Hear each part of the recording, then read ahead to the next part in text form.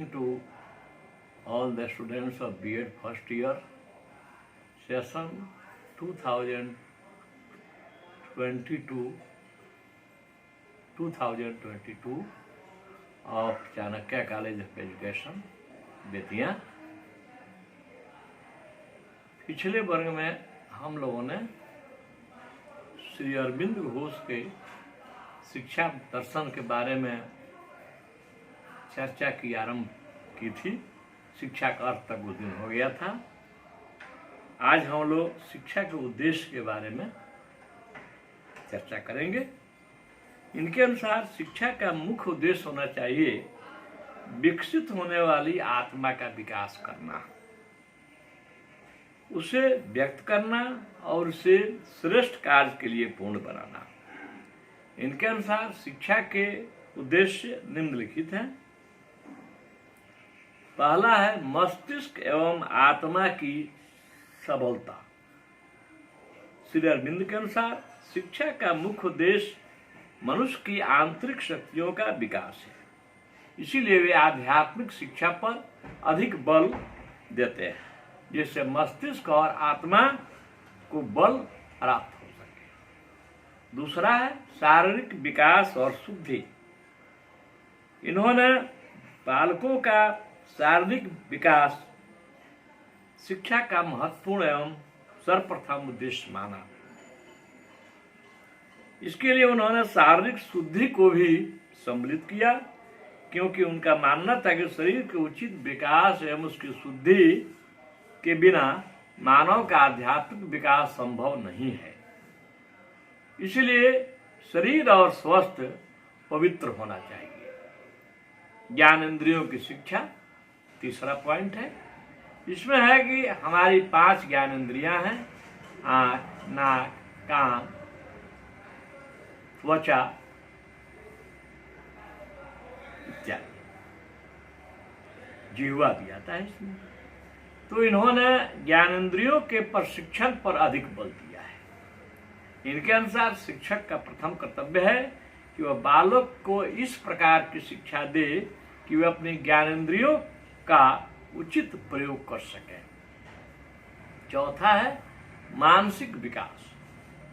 इनके अनुसार शिक्षा का मुख्य उद्देश्य बालकों का मानसिक विकास करना है, जिसमें स्मृति, चिंतन, तर्क, कल्पना, निर्णय आदि सभी मानसिक शक्तियों का यह उद्भव स्थल मानस होता है। अतः शिक्षा को सभी मानसिक शक्तियों का विकास करना चाहिए। 5वां पॉइंट है वास्तविकता का ज्ञान।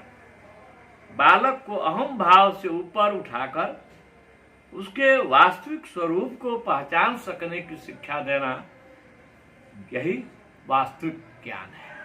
हम कौन हैं, कहाँ से आए हैं और फिर अपना कर्तव्य निर्वहन करके कहाँ जाना है, यही वास्तविकता का ज्ञान है।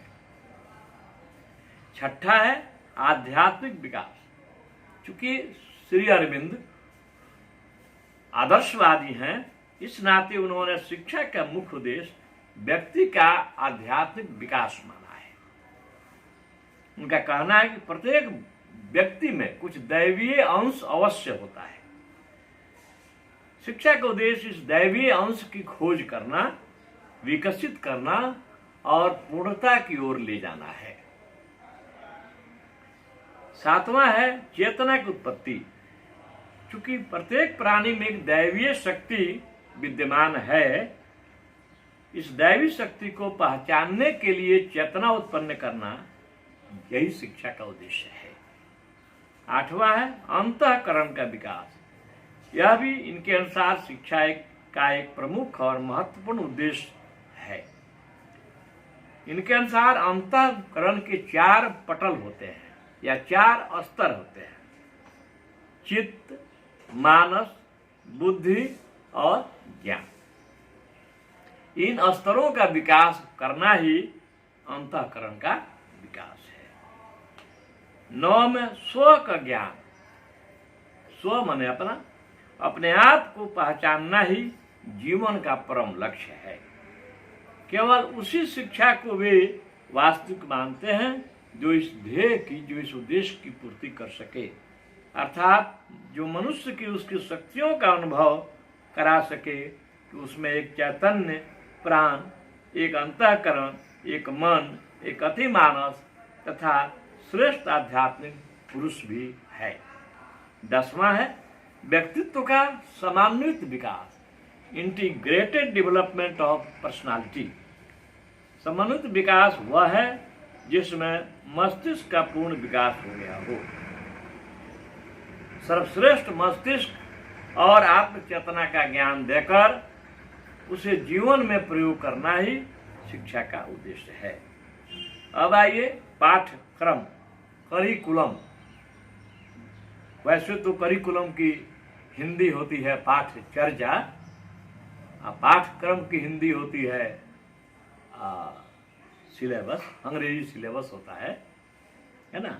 लेकिन यहाँ पर है संबंध है पाठ्यचर्या से। इनके अनुसार पाठ्यक्रम रोचक होना चाहिए।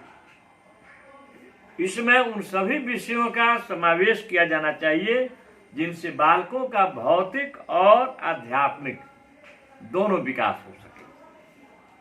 पाठ्यक्रम में वे सभी विषय सम्मिलित किए जाएं जिनमें जीवन की क्रियाशीलता के गुण मौजूद हों।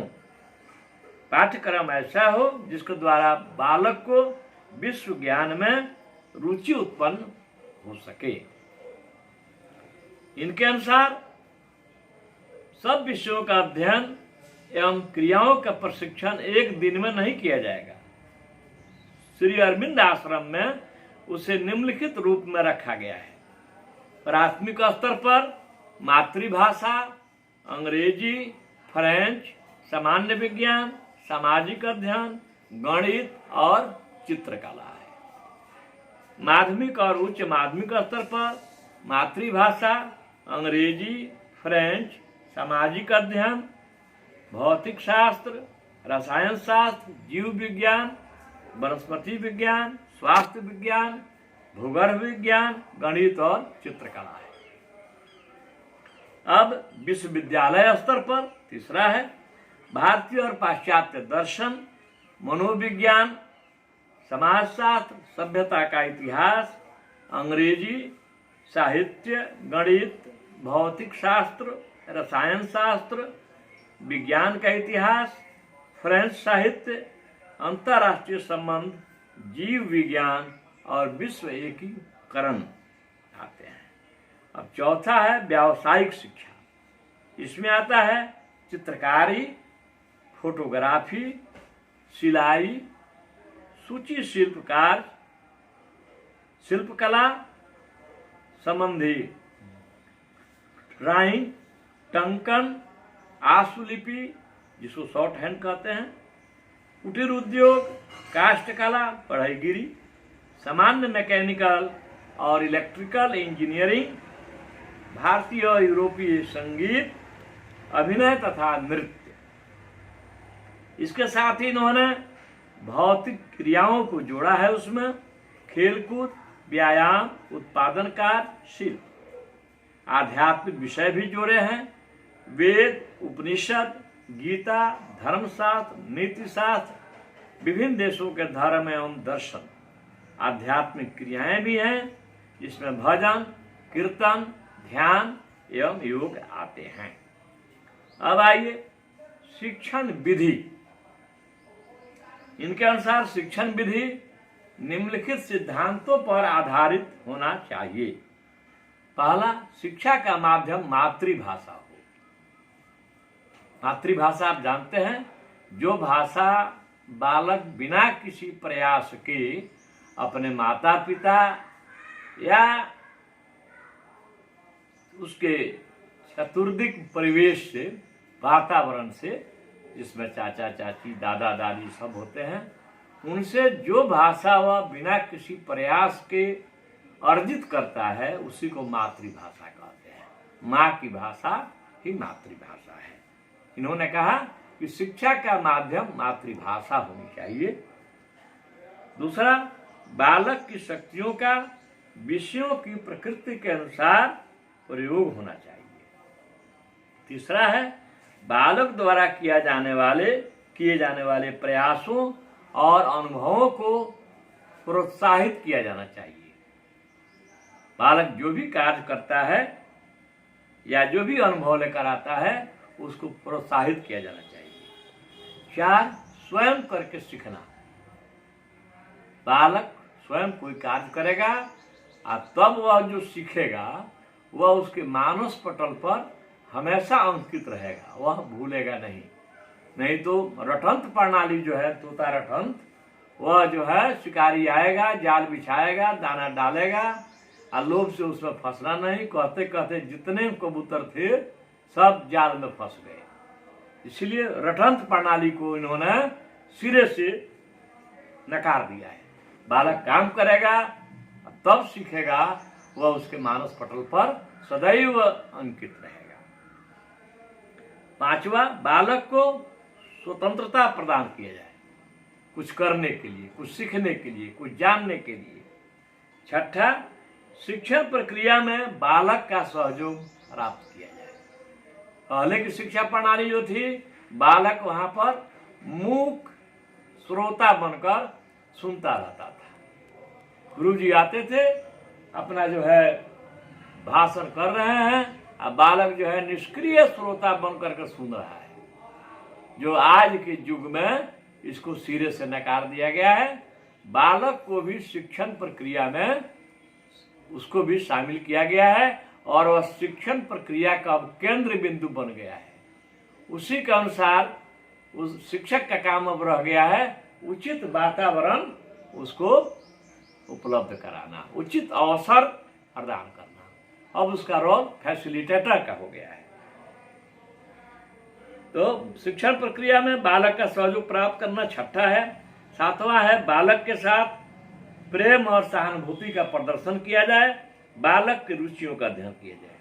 श्री अरविंद शिक्षण की क्रमिक विधि के पक्षधर। क्रमिक विधि है कि बालक को एक समय में 1 या 2 विषयों की ही शिक्षा दी जाती है। जब वह इन विषयों का ज्ञान प्राप्त कर लेता है तब उसे अन्य विषयों की शिक्षा दी जाती है। इसी को कहते हैं क्रमिक विधि शिक्षण। क्रमिक शिक्षण विधि, सक्सेसिव मेथड ऑफ टीचिंग। पहले 1 या 2 विषय की शिक्षा जब वो प्राप्त कर लेगा फिर अन्य विषयों की शिक्षा दी जाएगी। पुस्तकों को रटाया नहीं जाना चाहिए। पुस्तकों का प्रयोग वे केवल सहायक ग्रंथों के रूप में करें। उनके अनुसार योग की क्रिया भी सीखने की एक उत्तम विधि है, लेकिन योग की क्रिया का आधार स्वक्रिया, स्वचिंतन और तर्क होना चाहिए। श्री अरविंद प्रभावात्मक अनुशासन में विश्वास रखते हैं। अनुशासन में उनके अनुसार अध्यापकों को बालकों के सामने आदर्श आचरण प्रस्तुत करना चाहिए, जिसका अनुकरण करके बालक पहले तो आदर्श आचरण के अग्रसर होगा, फिर वैसा ही अनुशासित जीवन व्यतीत करना अपना कर्तव्य समझेगा। इनके अनुसार शिक्षक का कर्तव्य है कि वह बालक के साथ प्रेम एवं सहानुभूतिपूर्वक व्यवहार करें। उनका कहना है शारीरिक दंड देना या मानसिक दंड देना अमानवीय कृत्य है, घोर निंदा का विषय है। कठोर दंड से अनुशासन कायम नहीं किया सकता है कि बालकों के ऊपर आदर्शों को स्वतंत्र रूप से स्वीकार करें। इस प्रकार वे कुछ हद तक मुक्त अनुशासन के पक्षधर थे। तो यानी अनुशासन में हमने देखा कि 2 ही बातें हैं। एक प्रभावात्मक अनुशासन जो शिक्षक को प्रस्तुत करना है, जैसा बालक जैसा आचरण शिक्षक का देखेगा वैसा ही वह व्यवहार करेगा। यही है प्रभावात्मक अनुशासन। शिक्षक जब अनुशासित होंगे तो बालक स्वतः ही अनुशासित हो जाएगा। और दूसरा है मुक्त अनुशासन। बालक जो है उनको जो है अनुशासन में मुक्तता का अनुभव हो, स्वतंत्रता का अनुभव हो, स्वानुशासन का अनुभव हो। यही है। Thank you. घर पर रहो, सुरक्षित रहो।